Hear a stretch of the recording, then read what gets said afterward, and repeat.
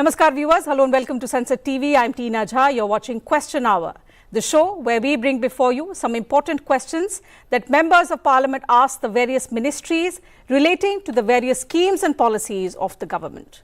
This 1 hour allotted to the members of parliament of both houses is extremely important as it helps the people's representatives raise issues related to the welfare of the electorate.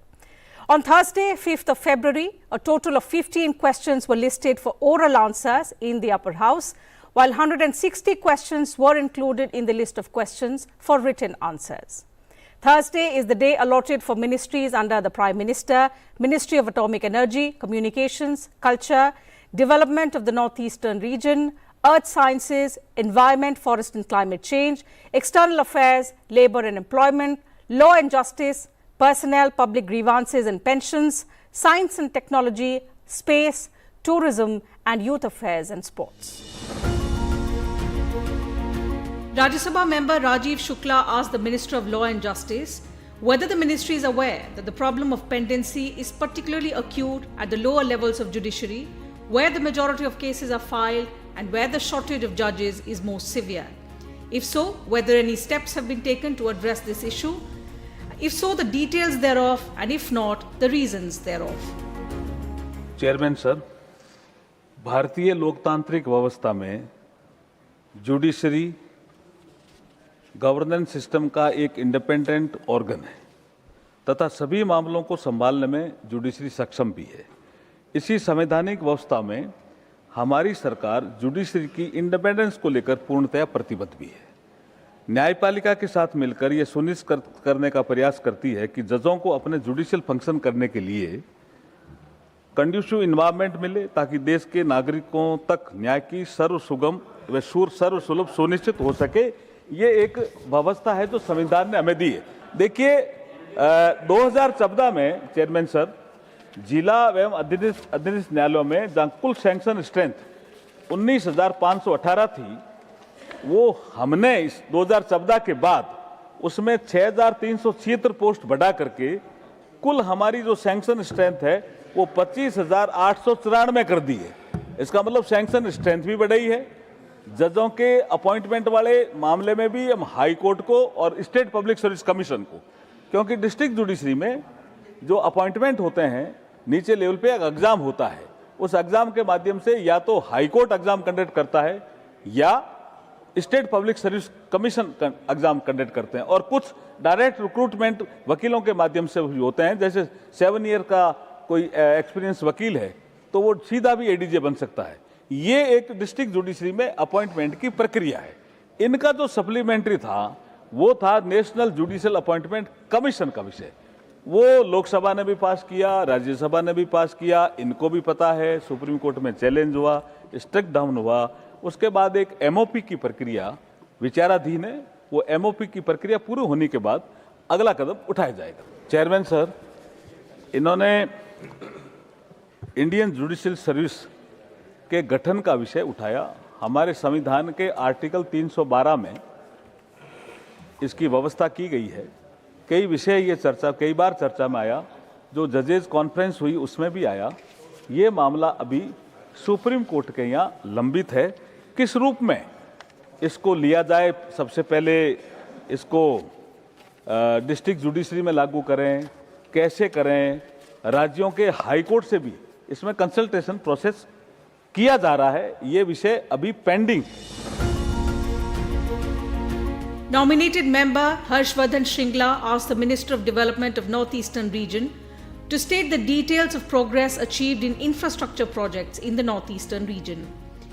He also sought to know the details of allocation and utilization of funds under the central schemes, details of coordination with state governments and local agencies, and how focused development is improving connectivity, livelihoods and regional integration. सभापति महोदय, मैं पहले तो धन्यवाद देना चाहता हूं आदरणीय सदस्य श्री श्रृंगला जी को कि आदरणीय प्रधानमंत्री श्री नरेंद्र मोदी जी के नेतृत्व में जो परिवर्तन नॉर्थ ईस्ट में हुआ है वो उन्होंने ये पवित्र सदन के सामने उन्होंने भी उसको एक्सेप्ट किया। मिनिस्ट्री ऑफ डोनर हमारी सरकार की उन्होंने द्वारा जो rising north east investor summit वो 2025 में 23rd and 24th में दिल्ली में आयोजित हुआ और वहाँ पे जो ट्रेड पोटेंशियल है और इन्वेस्टमेंट पोटेंशियल है नॉर्थ ईस्ट रीजन का, जो अभी तक अछूता रहा, तो उसको दर्शाया गया और honourable prime minister Shri Narendra Modi ji के द्वारा भारत मंडपम में इसका उद्घाटन हुआ। और इसमें बहुत सारे जो नॉर्थ ईस्ट के कैपेसिटीज़ है, जो नॉर्थ ईस्ट में जो क्षमता है जिसका हम इस्तेमाल कर सकते हैं, जैसे हेल्थ केयर से लेकर, हैंडलूम से लेकर, टेक्सटाइल से लेकर, हैंडीक्राफ्ट से लेकर, सारी चीज़ें वहाँ पे प्रदर्शित हुई। और वहाँ पे मिनिस्ट्रियल सेशंस हुए depending upon the focus sector, B2G, B2B meeting हुए। और इसको सक्सेस करने के लिए इससे पहले मंत्रालय ने 9 जो हमने अलग अलग जगह पे उसके ऊपर हमने रोड शोज़ किए, 2 एम्बेसडर मीट हुआ जिसके द्वारा बहुत सारे इस राइजिंग नॉर्थ ईस्ट को लेकर जिसके लोगों में उत्साह प्राप्त हुआ। अगर इसमें देखा जाए तो जो टॉप 3 राज्य है जिनको सबसे ज़्यादा प्रपोजल आया, उसमें आसाम, अरुणाचल प्रदेश और मेघालय, ये 3 राज्यों में सबसे ज़्यादा आया। और जो मूल सवाल उनका है कि उसके साथ साथ कि उनका क्या स्टेप्स लिए गए हैं, तो मैं उनके सामने रखना चाहता हूं कि ministry of DoNER is extending support to the all 8 NER state to ensure the faster grounding of the investment proposal received during the Rising Northeast Investor Summit. For effective monitoring, a nodal officer has been appointed from each of the 8 NER states who is responsible for holding a regular meeting with the investors and assist them to resolve any issues that may be facing in their investment journey. A comprehensive progress review calendar has been created with weekly, fortnightly and quarterly progress review meeting at various levels of M-donor. Steps are also being taken by the state governments to strengthen the state IPAs, that is the investment promotion agencies, establishment of land banks, single window clearance, etc.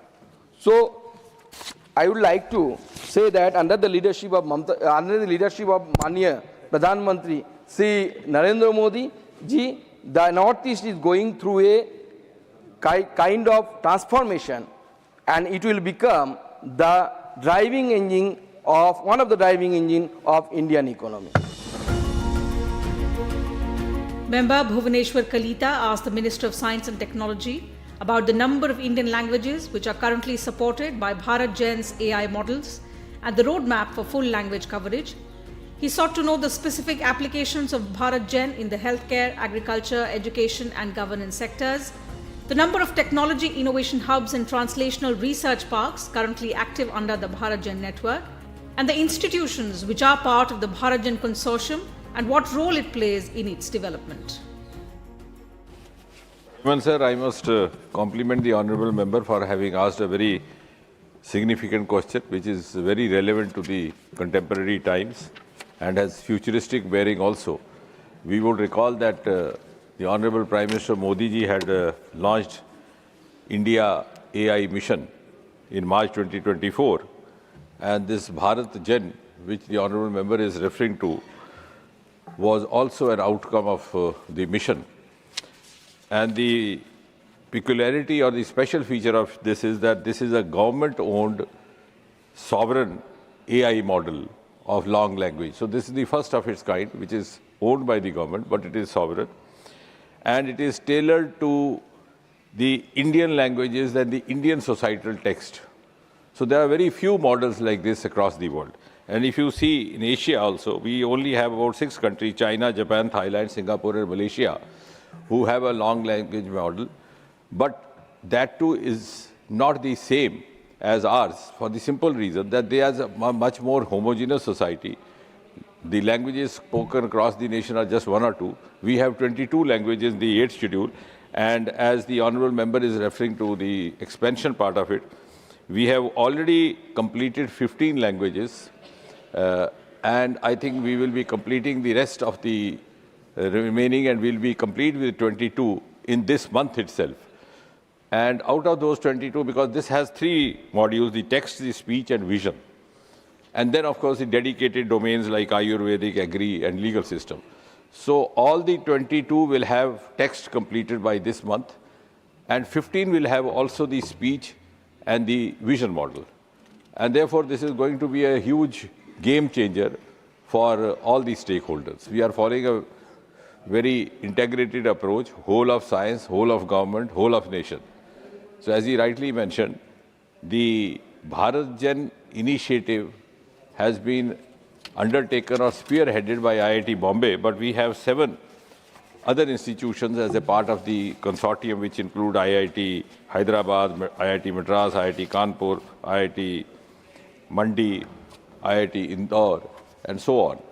But that does not mean that we have left out other regions. In fact, we have come up with 25 technology innovation hubs, out of which 4 have already been upgraded to the level of the technology transfer research parks, where you have the industry coexisting along with the research departments, and therefore the transfer becomes much, much easier, convenient, and facilitated.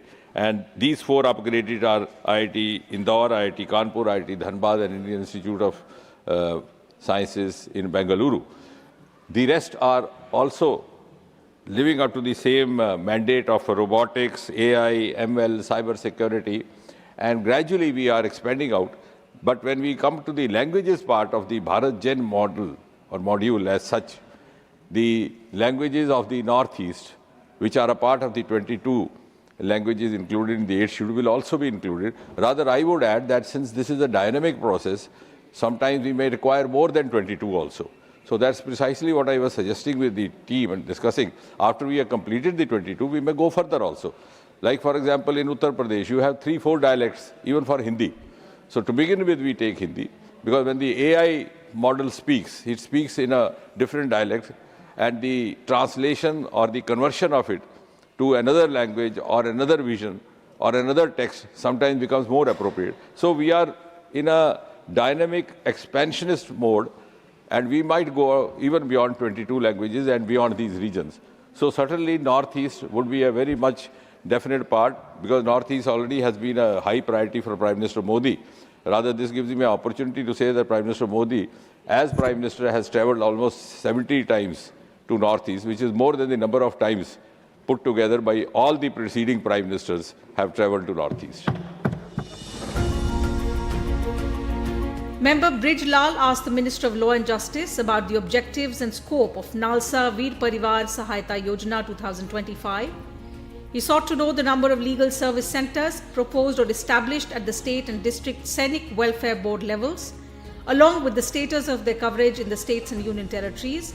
He sought to know the extent to which digital platforms, e-services and priority-based grievance redressal mechanisms are being utilised under the scheme, and the details of interstate coordination mechanism, particularly in the cases involving multi-state jurisdictions. Thank you chairman sir. माननीय सदस्य ने जो प्रश्न किया है, ये हमारी एक महत्वपूर्ण योजना है सर, वीर परिवार सहायता योजना। जो हमारे सैनिक सीमा पर लड़ते हैं, देश की सुरक्षा करते हैं और सुदूर क्षेत्रों में रहते हैं, तो ऐसी परिस्थिति में अगर उनके परिवार में कोई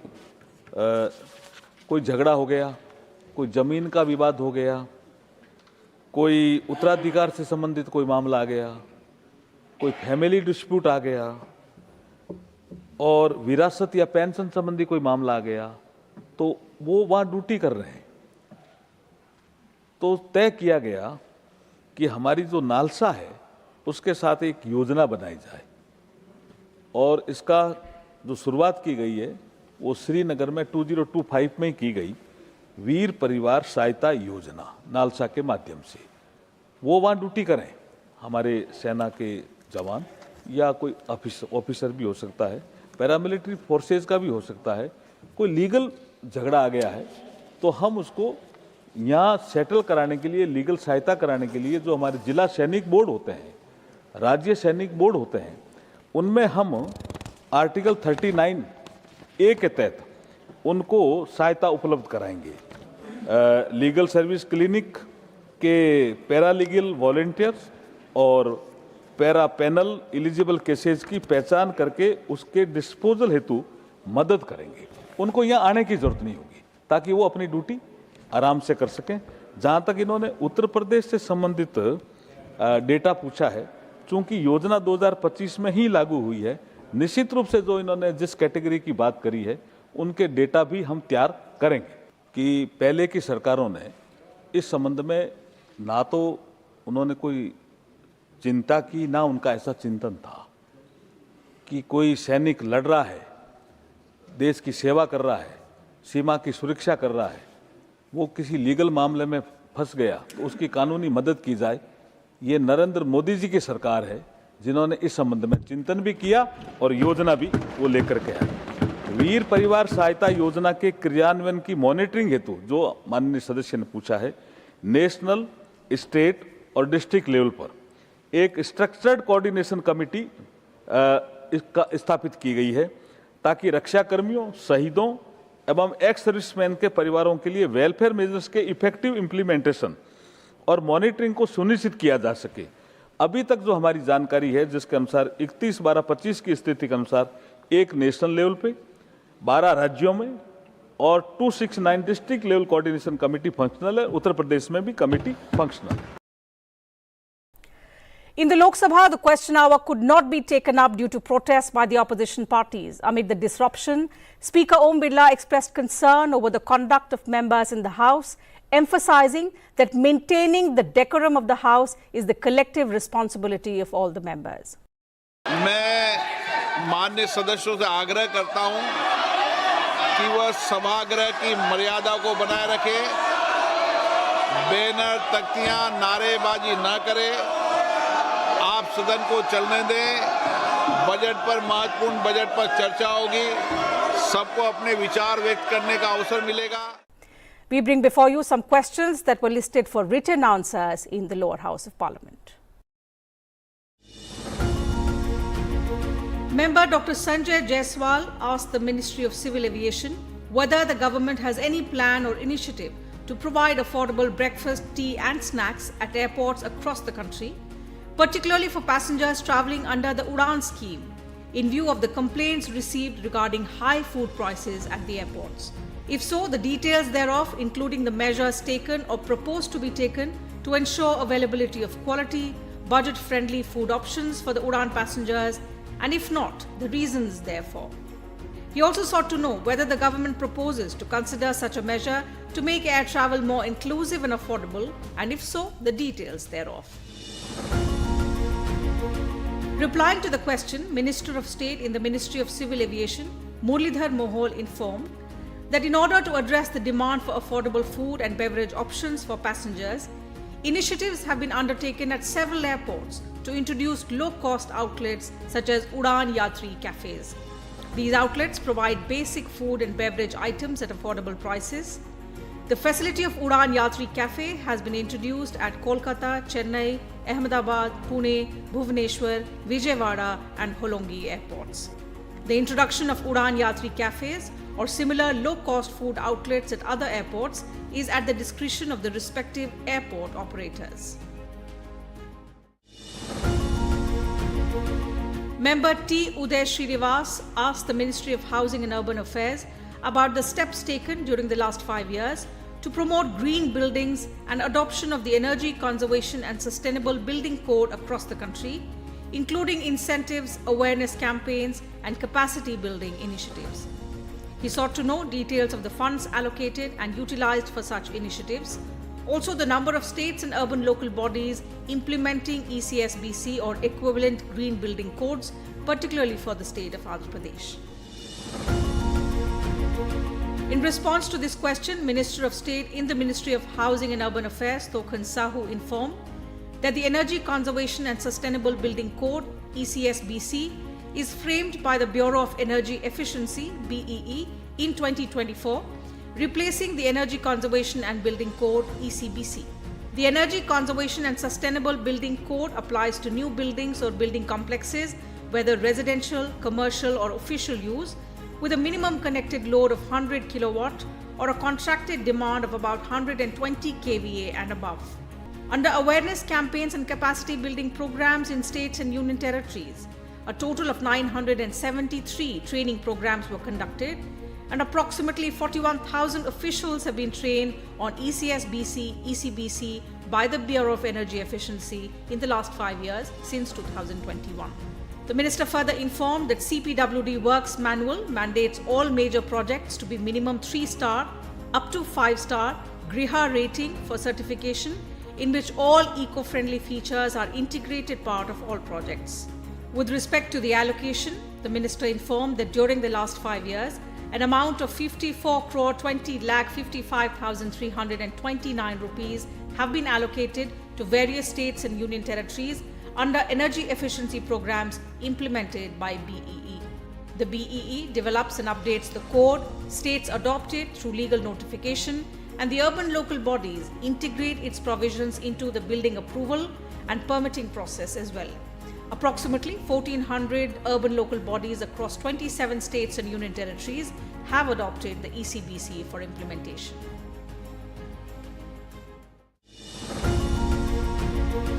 Member PC Mohan asked the Minister of Road Transport and Highways whether the government has implemented any policy for the recycling and scrapping of old and unfit vehicles, including cars, two-wheelers and commercial vehicles, to reduce pollution and promote resource recovery. If so, the number of registered vehicle scrapping and recycling centres established so far across the country, including in Karnataka. He also sought to know the future plans of the government to develop vehicle scrapping and recycling as an organised industry with strong participation from the private and MSME sector.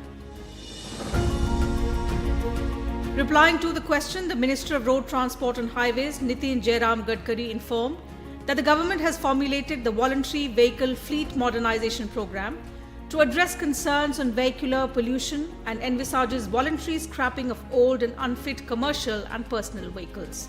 Under VVMP, a network of registered vehicle scrapping facilities, RVSFs, is being established for environment-friendly scrapping and disposal of vehicles. In order to facilitate establishment of these facilities, the government has notified the Motor Vehicles Registration and Functions of Vehicle Scrapping Facility Rules 2021. As of 2nd of February 2026, there are 129 RVSFs operational in the country. Karnataka has 2 operational RVSFs, out of which 1 is in Bengaluru. The Minister further informed that as per Rule 5 of the Motor Vehicles Rules 2021, the RVSF may be owned and operated by any legal entity, be it a person, firm, society, company or trust, established in accordance with law. Any interested investor, including MSMEs, complying with the eligibility requirements as stated in these rules can set up an RVSF after receiving a registration certificate from the respective state or union territory government.